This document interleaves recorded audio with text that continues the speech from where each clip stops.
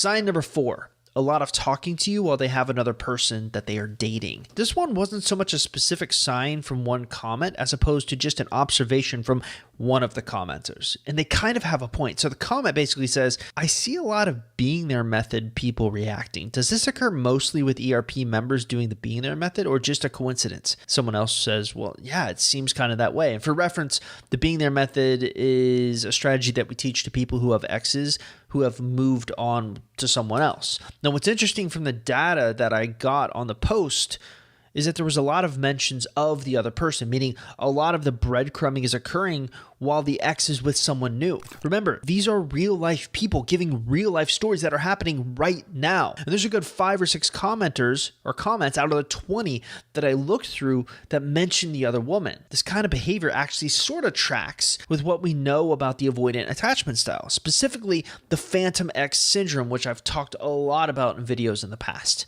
Sign number 5 is they engage in pogo sticking behavior.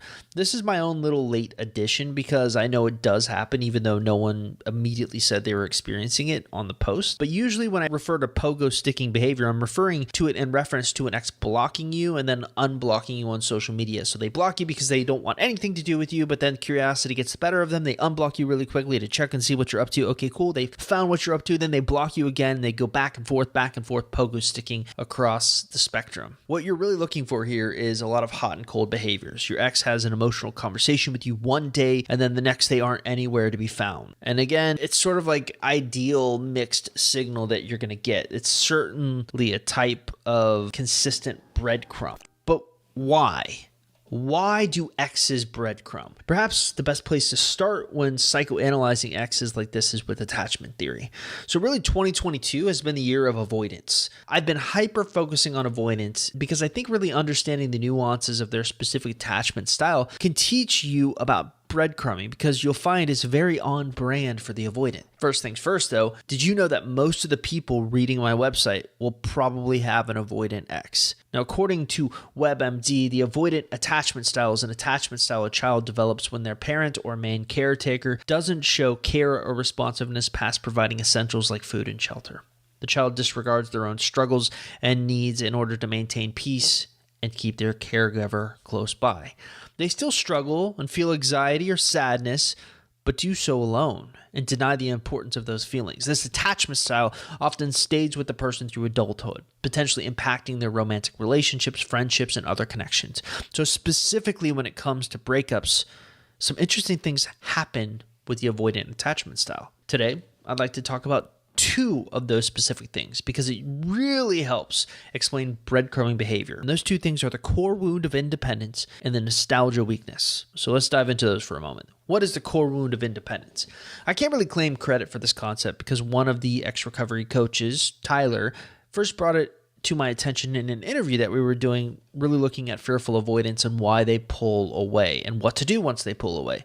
Now, it's believed that every core insecure attachment style has a core wound, a singular fact that can explain away most of their insecure behaviors. So, for example, the anxious attachment style will have a fear of being alone. That's their core wound. The avoidant attachment style, on the other hand, has a fear of losing independence. The fearful attachment style has basically both wounds present. They're the most difficult to deal with. But we're not dealing with that right just this second. We are interested in the avoidant core wound of losing independence. And here's the interesting thing.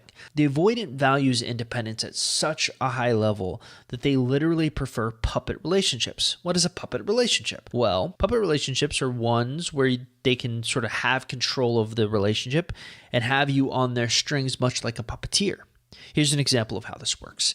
An avoidant likes the initial feeling of being in a relationship, but not the strings attached to a commitment. So what they often will do is set up the scenario where they semi-commit, but never actually follow through with a commitment. Starting to sound familiar? Well, it gets even better. They even know what to say and what to do to keep their puppet relationship going so you don't leave. In the end, you're the puppet on their strings. The end goal is always the same. They want to keep the relationship flowing for as long as possible without actually having to commit. One of their tactics for achieving this effect is breadcrumbing. Of course, there's another interesting thing we've learned about avoidance. They almost always fall victim to the nostalgia weakness. Now, I'm making a big deal about this because I think a lot of breadcrumbing occurs because an ex falls victim to a period of nostalgia and then is authentic with their intentions at first. So here's my hypothesis. A lot of the breadcrumbing behaviors start out authentically. And so what we're finding with avoidance is a lot of times they're using breadcrumb as a way to open the conversation up, get what they want,